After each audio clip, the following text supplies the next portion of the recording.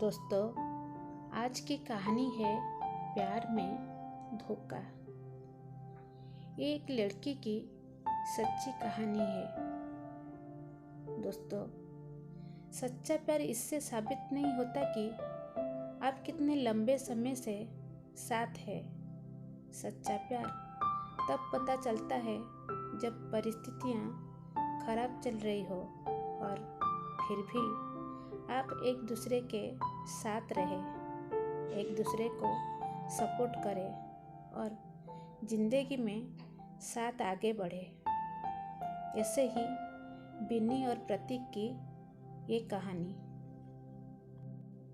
बिन्नी एक fashion designer थी और प्रतीक एक सरकारी ऑफिस में क्लर्क का काम करता था। बिन्नी और प्रतीक एक दूसरे को 6 साल से जानते थे और दोनों एक दूसरे से बहुत प्यार करते थे। दोनों का मुलाकात एक सोशल मीडिया प्लेटफॉर्म पर हुई थी। वो दोनों बहुत कम समय में एक अच्छे दोस्त बन गए थे।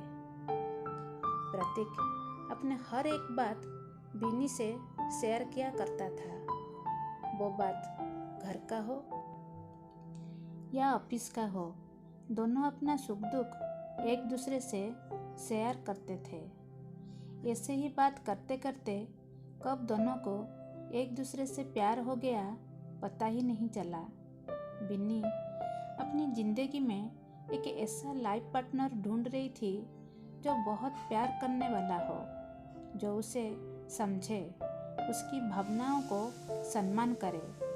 जब प्रतीक से मिली, उससे बातें की, तब उसको लगा इतने दिनों के बाद भगवान उसकी सुन ली और प्रतीक के रूप में उसे एक अच्छा पार्टनर मिल गया।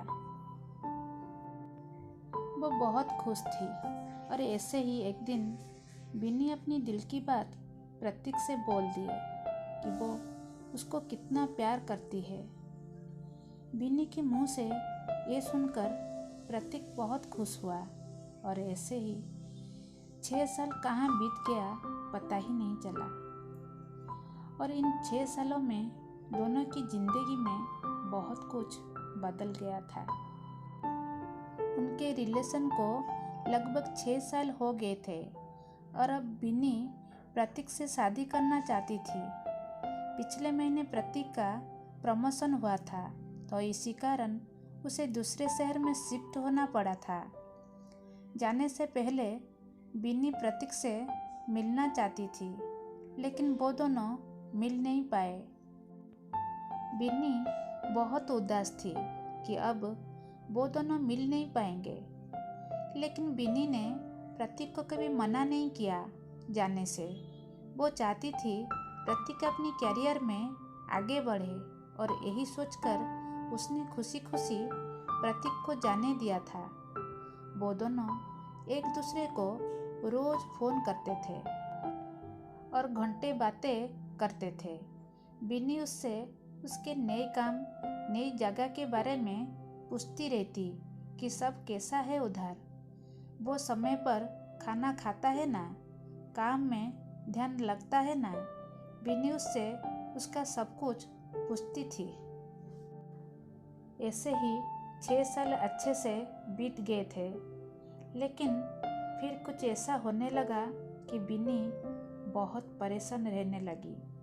प्रतीक ना तो बिन्नी को फ़ोन करता था और जब बिन्नी फ़ोन करती थी तो ये बोलकर फ़ोन रख देता था कि वो काम में व्यस्त है।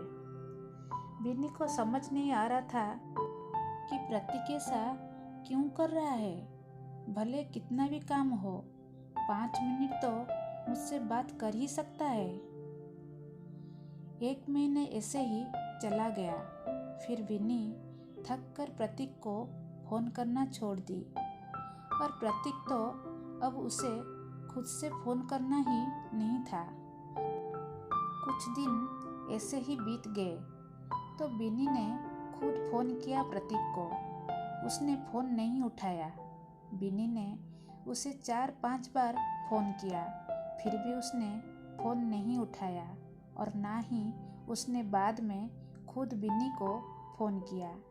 बिन्नी बहुत परेशान हो गई। वो सोचने लगी कि सच में प्रतीक काम में व्यस्त रहता है कि कुछ और बात है। कुछ ही दिनों बाद बिन्नी अपने काम से छुट्टी लेकर प्रतीक को बिना बताए उससे मिलने चली गई। बिन्नी को प्रतीक का पूरा पता मालूम था कि वो कहाँ रहता है। बिन्नी रात के समय प्रतीक के घर पहुंची थी। उसने देखा कि प्रतीक के घर पर ताला लगा हुआ था। उसने प्रतीक को फ़ोन किया, लेकिन हमेशा की तरह प्रतीक ने बिन्नी का फ़ोन नहीं उठाया। फिर बिन्नी ने प्रतीक को मैसेज किया कि मैं तुम्हारे घर के बाहर खड़ी हूँ, तुम कहाँ हो। थोड़ी देर बाद प्रतीक ने फ़ोन किया और उसे बहुत डांटा कि तुम बिना बताए क्यों आ गए इधर। किसने बोला था तुम्हें इधर आने के लिए, और फ़ोन रख दिया। उसने बिन्नी की कोई बात नहीं सुनी। बिन्नी उसके घर के बाहर ही बैठी रह गई कि शायद प्रतीक को ऑफिस में बहुत काम है और मैं बिना बताए आ गई, इसीलिए वो गुस्सा हो गया और वो उसके घर के बाहर ही बैठ के उसका इंतज़ार कर रही थी। सफ़र में बिन्नी बहुत थक गई थी और इधर बैठे बैठे बिन्नी की आंख लग गई और वो सो गई। सुबह उसकी आंख खुली तो उसने देखा कि प्रतीक अभी तक घर नहीं आया। उसने फिर से प्रतीक को फ़ोन किया। फ़ोन उठाते ही प्रतीक बोला, क्या है, तुम मुझे बार बार क्यों फ़ोन कर रही हो। बिन्नी बोली, तुम कहाँ हो, रात भर तुम घर नहीं आए। मैं इधर तुम्हारे घर के बाहर कल रात से तुम्हारा इंतज़ार कर रही हूँ।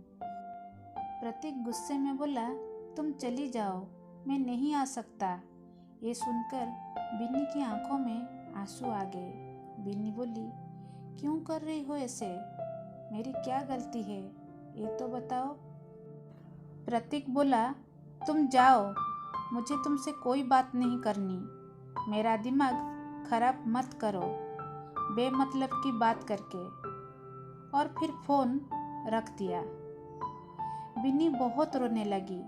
उसके पास वापस जाने के अलावा कोई रास्ता नहीं था। वो अनजान शहर में प्रतीक को कैसे और कहाँ ढूंढती।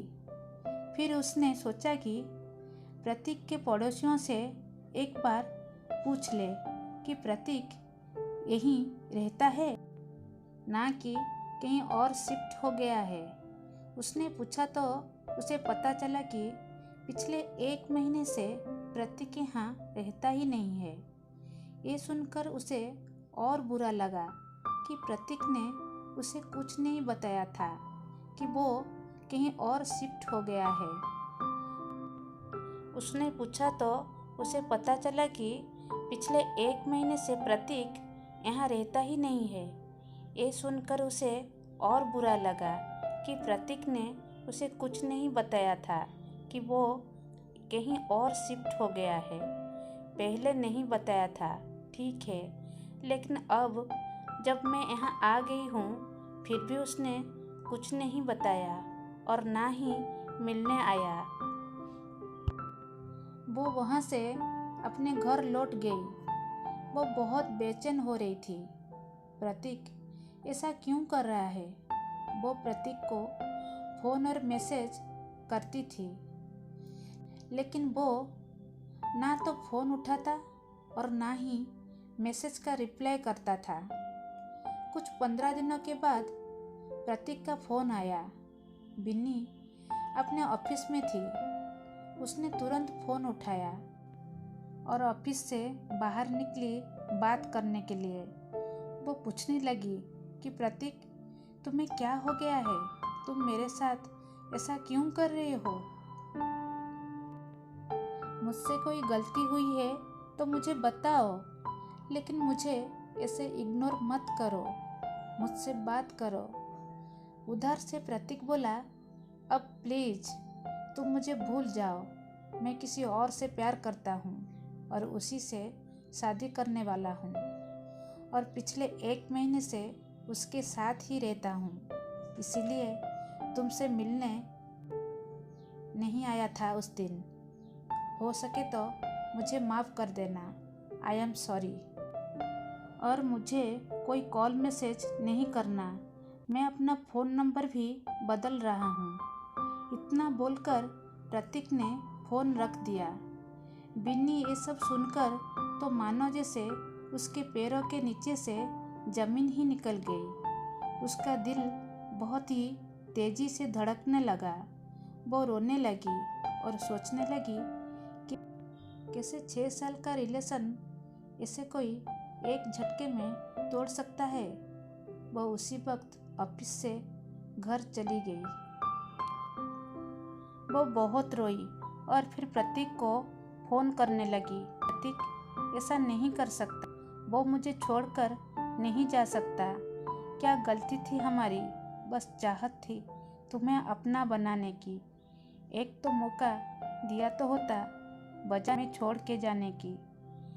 ये कहकर बिन्नी बहुत रोई, लेकिन जैसे प्रतीक ने कहा था कि वो अपना नंबर बदल रहा है तो उसका फ़ोन भी नहीं लगा। बिन्नी डिप्रेशन में चली गई थी।